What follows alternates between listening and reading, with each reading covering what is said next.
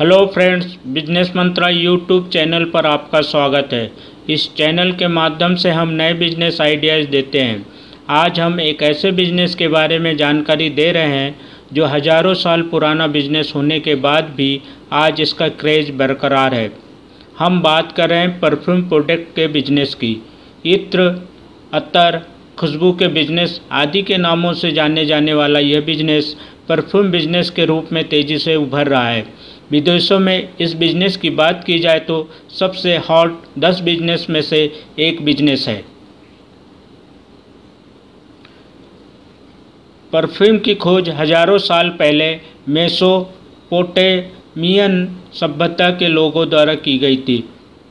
काफ़ी सालों तक यह बिजनेस सीक्रेट रहा।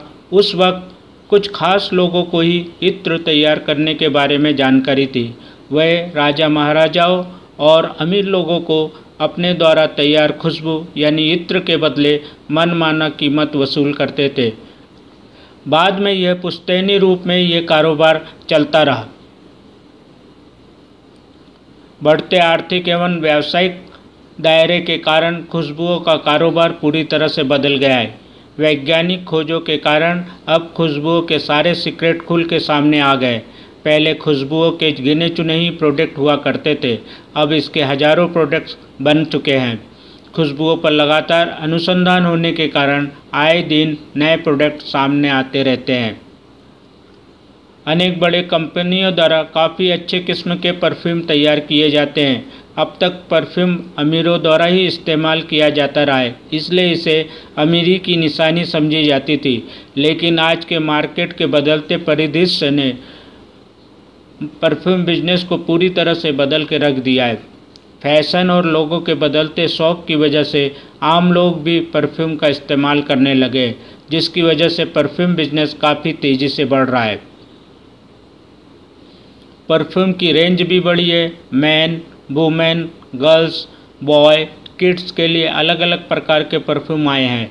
इसके अलावा अलग अलग प्रोग्राम के लिए अलग अलग परफ्यूम, अलग अलग एज के लिए अलग अलग परफ्यूम, सुबह के लिए अलग परफ्यूम, शाम और नाइट के लिए अलग परफ्यूम, तेज परफ्यूम, भीनी परफ्यूम, न जाने किन किन प्रकार के परफ्यूम उपलब्ध है। एक जानकारी के अनुसार पिछले एक दशक में परफ्यूम उत्पादन की बिक्री 400% से अधिक बढ़ी है। इस हिसाब से अंदाज़ा लगाया जा रहा है कि आने वाले दिनों में इसकी डिमांड और भी बढ़ने वाली है। किसी भी नए बिजनेस को शुरू करने के लिए उस बिजनेस के 10 साल के परफॉर्मेंस रिपोर्ट देखी जाती है। परफ्यूम बिजनेस की रिपोर्ट देखी जाए तो ये काफ़ी अच्छा है। इसके बावजूद इस बिजनेस में कंपटीशन काफ़ी कम है।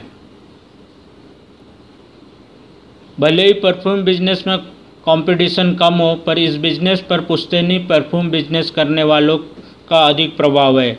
अनेक छोटे बड़े शहरों में फेमस इत्र वाले ज़रूर मिल जाएंगे, जहां भले ही ब्रांडेड परफ्यूम न मिले, पर पारंपरिक तरीके से तैयार इत्र ज़रूर मिल जाएंगे। वहीं अधिकतर जनरल स्टोर में परफ्यूम मिल जाते हैं। जनरल स्टोर में मिलने वाले परफ्यूम अधिकतर लोकल ब्रांड के होते हैं। साथ ही इनके पास परफ्यूम की वैरायटी भी नहीं होती। ऐसे में ब्रांडेड परफ्यूम का बिजनेस करना काफ़ी फायदेमंद होगा। यदि आप परफ्यूम बिजनेस शुरू करना चाहते हैं तो कुछ बातों पर ध्यान दें। लोकल परफ्यूम बेचने के बजाय ब्रांडेड परफ्यूम बेचें, जिससे अधिक प्रॉफिट के साथ साथ मार्केट में अच्छी इमेज भी बनेगी।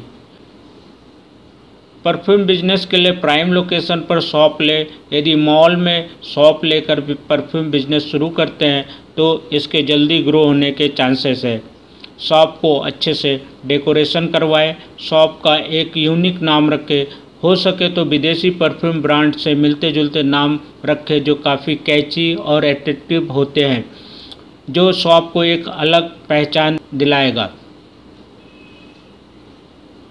परफ्यूम बिजनेस कर रहे हैं तो इसकी खास पब्लिसिटी भी ज़रूरी है, ताकि अधिक से अधिक लोगों को आपके परफ्यूम बिजनेस के बारे में पता चले। इसके लिए लोकल न्यूज़पेपर में ऐड दें। खासकर अंग्रेजी न्यूज़पेपर में पेज 3 पर ऐड देने से अधिक लाभ मिलेगा। लोकल टीवी चैनल पर आने वाले प्रोग्राम को स्पॉन्सर करें। इसी तरह अच्छे किस्म के कलर पेपर के पॉम्पलेट अपने शहर में बंटवाए, कस्टमर को शॉप तक खींचने के लिए ऑफ़र दे, खास महंगे परफ्यूम के बारे में डिटेल पब्लिश करे, उस ब्रांड के परफ्यूम अपने शॉप पर उपलब्ध होने की जानकारी दे, साथ में कस्टमर को ऑफ़र दे। ऑफ़र के रूप में विशेष छूट या गिफ्ट वाउचर दे सकते हैं। गिफ्ट वाउचर आप किसी शॉप, रेस्टोरेंट, होटल, ट्रैवल आदि किसी कंपनी के दे सकते हैं। इसके लिए पहले उनसे बात कर ले, एक दूसरे का विज्ञापन करके दोनों को लाभ पहुंच सकता है। परफ्यूम बिजनेस को प्रमोट करने के लिए समय समय पर सेलिब्रिटी को जरूर बुलाएं। खासकर शहर में आए फिल्म या टीवी कलाकार को शॉप पर बुलाने से अच्छी पब्लिसिटी हो जाती है। इसके अलावा शहर में युवाओं के लिए छोटे मोटे एक्टिविटी करवाते रहें। इसके साथ साथ शॉप की पब्लिसिटी भी होती रहेगी। लोकल टीवी चैनल, एफएम या यूट्यूब के लिए प्रोग्राम स्पॉन्सर करवाएं। हमेशा ब्रांडेड कंपनियों के प्रोडक्ट ही रखें। इन प्रोडक्ट को कंपनियों के डिस्ट्रीब्यूटर से सीधे मंगवाएं, क्योंकि परफ्यूम इंडस्ट्री में नकली परफ्यूम की भी काफ़ी भरमार है। नकली परफ्यूम आपकी दुकान की शान को घटा सकते हैं। एक खास बात का ध्यान रखें, परफ्यूम बिजनेस के लिए खास स्किल का होना ज़रूरी होता है। यदि आप में वो स्किल है तभी आप परफ्यूम बिजनेस में हाथ आजमाएं।